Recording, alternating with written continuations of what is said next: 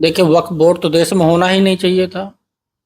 हिंदू समाज को कहीं ना कहीं हाशिए पर लाने की कोशिश की गई है। योगी आदित्यनाथ जी का इशारा साफ साफ है। नमस्कार, मैं हूं सुनील कुमार प्रजापति और आप देख रहे हैं टोटल अपडेट न्यूज। आज हमारे साथ मौजूद हैं अंतर्राष्ट्रीय हिंदू सेना के सुप्रीमो श्री महंत आदित्य कृष्ण गिरि जी। आइए उनसे बात करते हैं। गिरि जी, आपका स्वागत है। धन्यवाद। जय श्री राम। गिरि जी, मुझे अंतर्राष्ट्रीय हिंदू सेना के बारे में बताइए, किन उद्देश्यों को लेकर यह कार्य करती है? समस्त हिंदू समाज को संगठित करने के लिए और हिंदुओं को जगाने के लिए, अपनी संस्कृति, संस्कार और सभ्यता के लिए अंतर्राष्ट्रीय हिंदू सेना काम करती है। और इस समय हमारा 22 राज्यों में संगठन का काम चल रहा है, जिसमें लगभग 2.5 से 3 लाख लोग संगठन में जुड़े हुए हैं और वो निरंतर हिंदू समाज को जगाने का काम करते हैं। हमारे जो पर्व हैं, त्यौहार हैं, उनको सकुशल तरीके से जो है उनको मनाया जाए, और जितने भी हिंदू समाज में कुरीतियां हैं, भेदभाव है और जो अस्पृश्यता है, छुआछूत है, इन सब विषयों पर भी हम लोग काम करते हैं। हमारा उद्देश्य ये है कि हम संपूर्ण हिंदू समाज को एक करना चाहते हैं और उनको संगठित करना चाहते हैं। इसी के लिए अंतर्राष्ट्रीय हिंदू सेना निरंतर काम करती है। अभी हाल ही में आपका सोशल मीडिया पर एक मैसेज बहुत ज्यादा वायरल हो रहा है कि मैं सत्ता के लिए नहीं, हिंदुओं को सशक्त करने के लिए कार्य करता हूं। इसका मतलब क्या है? देखिए, इसका सीधा सीधा मतलब यही है, उसमें लिखा भी है, सत्ता के लिए, यानी कि राजनीति से हमारा कोई संबंध नहीं है। और जो भी हिंदू समाज के लिए काम करेगा राजनीति में, हम लोग उनका समर्थन करेंगे, चाहे वो कोई भी हो। लेकिन जिस प्रकार से हम देख रहे हैं लगातार 15-20 वर्षों से कि एक राजनीति का एक अलग सा चरित्र हो गया है कि भारत का जो बहुसंख्यक समाज है उसको हाशिए पर रख करके लोग राजनीति कर रहे हैं, जो कि संभव नहीं है इस देश के अंदर। और पहले ऐसा होता था कि हिंदुओं को सेकुलर बना दिया गया, लेकिन जो बाकी जो अन्य जो दूसरा जो समाज है, जो दूसरा पक्ष है, दूसरे धर्म के लोगों को उनके धर्म के आधार पर संगठित किया गया और हिंदुओं को जो सेकुलर बना करके उनको छोड़ दिया गया। इसका बहुत सारा नुकसान भी हुआ। और मैं ऐसा मानता हूं कि हमें समाज के लिए, हिंदुत्व के लिए काम करने की ज़्यादा ज़रूरत है। राजनीति में जब हम चले जाते हैं तो समाज छूट जाता है, धर्म को हम कहीं ना कहीं किनारे कर देते हैं। तो मैं ऐसा मानता हूं कि सत्ता के लिए हमारा कोई विशेष उससे कोई संबंध है नहीं, और हम संपूर्ण पूरी तरीके से हिंदू समाज के पक्ष के लिए और उनकी मजबूती के लिए, उनकी समस्याओं को आगे लाने के लिए काम कर रहे हैं। अभी हाल ही में सरकार का एक निर्णय आया है वक्फ बोर्ड पर, उसे आप किस नजरिए से देखते हैं? देखिए, वक्फ बोर्ड तो देश में होना ही नहीं चाहिए था। किससे पूछ करके बनाया आपने वक्फ बोर्ड?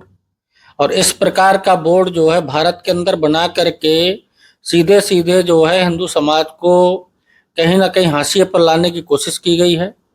और वक्फ बोर्ड में आप निरंतर पढ़ ही रहे होंगे, समाचार पत्रों के माध्यम से भी और टीवी डिबेट में भी आ ही रहा है कि रेलवे और सेना के बाद तीसरे नंबर की संपत्ति वक्फ बोर्ड के पास है। अब आप देखिए, जब ये लोग मुसलमानों के जो मसीहा हैं, जो इनके जो बड़े नेता हैं, जो बड़े मौलाना हैं, वो लोग कहते हैं कि हमारा समाज बहुत अशिक्षित है, बहुत कमज़ोर है, बहुत गरीब तबका है और भारत में ये समृद्ध नहीं हो पाए हैं। तो फिर इतनी बड़ी तादाद में संपत्ति कहाँ से इकट्ठी की गई? कहीं ना कहीं इसमें गलत काम हुआ है।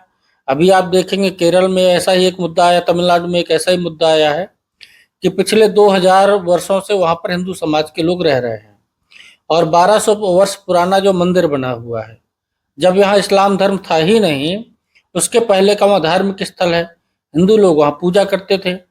उस पूरे गांव को वक्फ बोर्ड की जमीन बना दिया गया। और ऐसी बहुत सारी घटनाएं हैं कि जहाँ पर ये लोग जाते हैं, इलाहाबाद हाई कोर्ट का भी एक प्रकरण है कि वहाँ पर भी इन्होंने एक मस्जिद के आगे वक्फ बोर्ड की संपत्ति का बोर्ड लगा दिया।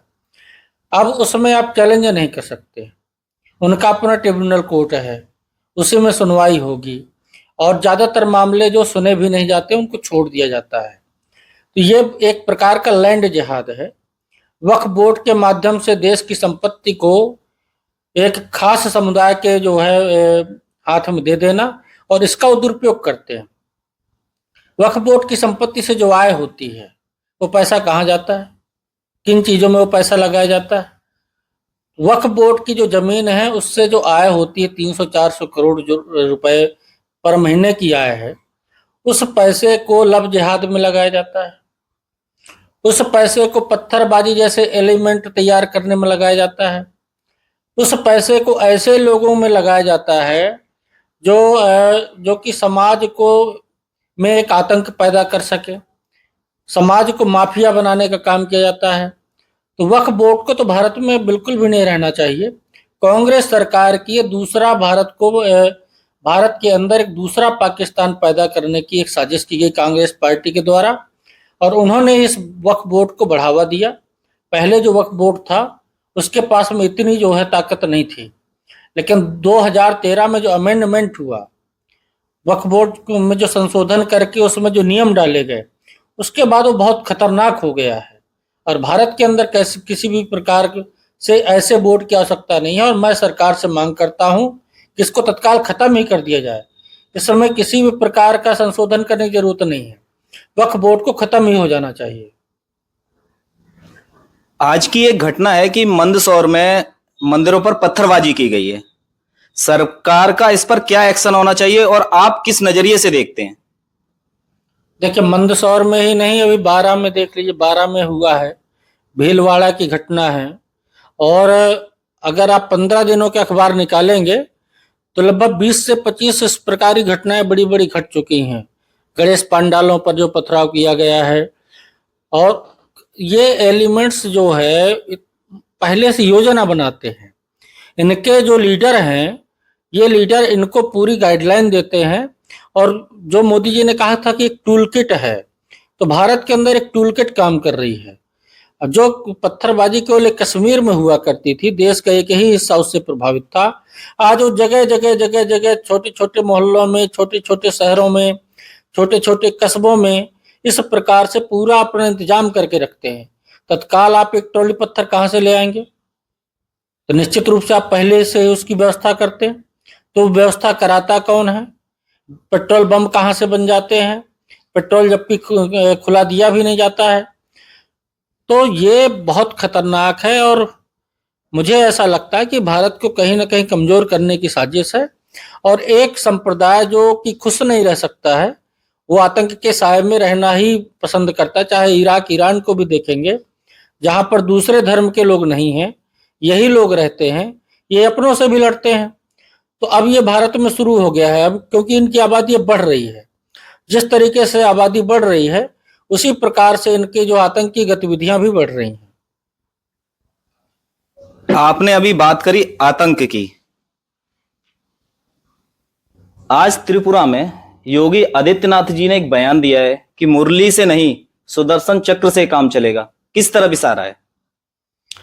योगी आदित्यनाथ जी का इशारा साफ साफ है, क्योंकि भगवान कृष्ण की जब हम भागवत कथा किसी कार्यक्रम में जब सुनते हैं, जो भी भागवत का आयोजन होते हैं, तो वहाँ सिर्फ उनको मुरली में और बांसुरी बजाते हुए, नाचते हुए केवल एक ही रूप दिखाया जाता है। जबकि उसी भागवत में भगवान श्री कृष्ण की का जो कुरुक्षेत्र का युद्ध हुआ, उसमें जो उनकी जो भूमिका रही, जिस प्रकार से उन्होंने राक्षसों का संहार किया, कंस का वध किया, बहुत सारी चीजें हैं। अभी आप देखें, किसी भागवत कथा में कंस का वध नहीं दिखाया जाता है। क्यों नहीं दिखाया जाता है? सुदर्शन चक्र की महिमा क्यों नहीं बताई जाती है? तो धर्म को पता नहीं ऐसे कौन से लोग थे कि जो हमारी व्यासपीठ को भी कंट्रोल करते थे, और कथा व्यास को क्या बोलना चाहिए वो भी यही लोग तय करते थे। क्योंकि जो भागवत कथा की जो कहने की एक जो व्यवस्था बनाई गई, वो एक अलग से एक पुस्तक बनाई गई है। भागवत जो संपूर्ण भागवत है वो अलग है, लेकिन कथा में जो भागवत बोली जानी है वो अलग है। कहीं ना कहीं उसको डिस्टर्ब किया गया है। योगी आदित्यनाथ जी लगातार हिंदू समाज को जागृत करने का काम कर रहे हैं। अभी उन्होंने ये भी बोला था कि बटोगे तो कटोगे, बिल्कुल सही बोला। और आज भी उन्होंने सही बोला कि बांसुरी बजाने से काम नहीं बनेगा, यानी कि हमें अपने बच्चों को केवल बांसुरी बनाने वाला कन्हैया नहीं बनाना है, उसे शस्त्र और शास्त्र की भी शिक्षा देनी है। ये एक बहुत अच्छा उदाहरण उन्होंने दिया है। संपूर्ण भारत के हिंदू समाज को योगी जी की बात को समझना चाहिए, और आगे जिस प्रकार की जो है जिस दिशा में देश जा रहा है, उस स्थिति में जो हम आज जो देख रहे हैं, तो देश के हिंदुओं को तैयार रहना पड़ेगा। जैसा कि अभी आपने कहा कि बटोगे तो कटोगे, राजनीतिक पार्टियां लगातार रिजर्वेशन की मांग करती हैं, आपको नहीं लगता इससे हिंदू समाज बट रहा है? नहीं तो ये लोग मांग ही इसीलिए कर रहे हैं भाई। 10 वर्षों में इन लोगों ने क्या देखा? इन्होंने देखा कि हिंदू समाज इंटैक्ट हो गया। अब हिंदू समाज इंटैक्ट हो गया तो बीजेपी की सरकार बन रही है। अब एक जो मुस्लिम जो वोट है, वोट तो इनके साथ में है और पूरा 100% है। झारखंड का एक गांव, वहाँ 540 वोट है और उस गांव में लगभग 350 मकान मोदी जी की योजनाएं बने, लेकिन एक वोट नहीं पड़ा। तो कहने का मतलब यही है कि एक जो मुस्लिम समाज का जो वोट है, वो संपूर्ण वोट बीजेपी के खिलाफ ही जाता है। अब इन्होंने ये योजना बनाई कि हिंदू समाज को बांटो, मुसलमानों को उनके धर्म के नाम पर उनको संगठित करो और हिंदुओं को जाति के नाम पर बांटो। ये एक बहुत बड़ा कुचक्र है। लेकिन जब पेट्रोल बम किसी मस्जिद के ऊपर से गिरेगा, तो ये नहीं देखेगा कि ये यादव है, कि ये जाटव है, कि ये ब्राह्मण है, कि छत्री है, कि गुजर है, कि बनिया है। वो सिर्फ ये देखेगा कि ये हिंदू है। तो मैं अपने हिंदू समाज के लोगों से कहना चाहता हूं कि ऐसे नेताओं के भाषणों में ना फंसे और इस प्रकार के हमें अपनी जाति जनगणना कराने की जरूरत नहीं है। जनगणना होनी चाहिए गरीबी की। इस देश में जरूरत है कि जनगणना ऐसी चीजों की हो जिससे कि जो उन चीजों को दूर किया जा सके। जाति की खाई को बढ़ाने का काम नहीं करना चाहिए। नेताओं की भी एक जिम्मेदारी होनी चाहिए कि समाज को जातियों में ना बांट करके उनको जो है धर्म के रास्ते पर ले जाने का काम करिए, क्योंकि धर्म ही मनुष्य को बढ़ाने का काम करता है। आपने अपना कीमती समय दिया, इसके लिए आपका बहुत बहुत धन्यवाद। जय श्री राम। जय श्री राम।